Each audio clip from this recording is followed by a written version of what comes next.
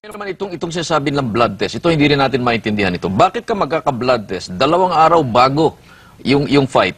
Tapos may kaya dito sa Manila naging balita, baka hindi matuloy yung fight dahil nag-i-insist ang Nevada Commission na kailangan maipasa yung test niya kung hindi nila ibibigay yung permit o recognition yung fight. Ano naman ba nangyari doon? Ganito kasi yun, 1 month before the fight, minadali nila akong magpa-medical, requirement daw ng Nevada Athletic Commission.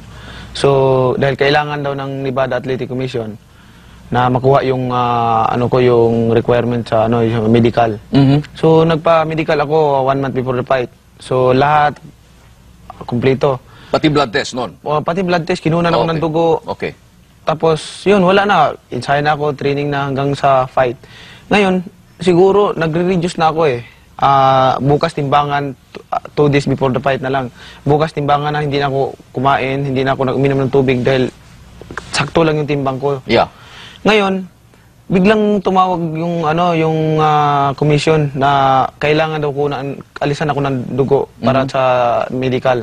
Sabi ko, tapos na yun Galit, nag-react yung kampo ko, si Coach Freddy, yung trainer ko, pati yung manager ko si Shelley. Nag-react, bakit kukunan ako ng dugo na tapos na. Ang sabi ng doktor daw, ng namin, nawala daw yung record ko. Nawala? Nawala yung record ko.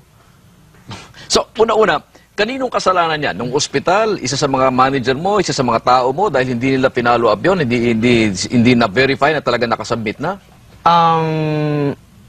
Yun nga bakit walang record yung Nevada Athletic Commission na inapura nila ako nung 1 month before the fight dahil kailangan nila ng record, medical record. Well, talaga mahirap paliwanag yun. At saka bakit 2 days before the fight, saka pa nila sinabi. Pero mo, dating din sa Manila, yung mga tao mo, nagsisisihan sila. Nagtuturuan. Dapat ikaw nag-check nito, dapat gano'n. Alam mo, may nakausap nga akong doktor na sa ibang hospital.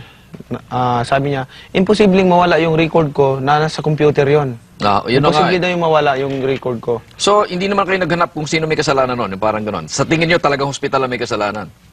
Hospital may kasalanan, pero hindi na namin kung kasi wala nang oras, wala nang panahon 2 araw na lang bago ang fight Yeah. So hindi na namin kumbaga sa parang malaki ang duda ko ron na parang may doon taktik din nila yun na maniobra yun. Tapos alam nyo, pagkatapos nung ginunan ako ng dugo, nahilo ako after 30 minutes, nahilo ako, sumakit yung batok ko. Ang ginawa ko, gusto kong kasi ang sabi ng doktor, pagkatapos ng kuha ng dugo sa niya, uminom ka ng maraming tubig.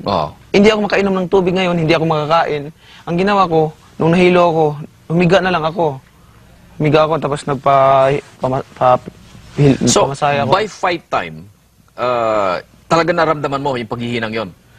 Naramdaman ko talaga. Yung mga suntok ko na tumatama kay Morales, ang pumasok sa isip ko na pag ganito lang ang lakas na makaya ko, hindi ko mapabagsak si Morales. Alam mo, sinabi ni Morales yan pagkatapos ng fight, hindi raw niya naramdaman ang tindi na masuntok mo. Mas maganda ngayon dahil hindi niya alam na kulang yung... Next time, paparamdaman mo sa kanya.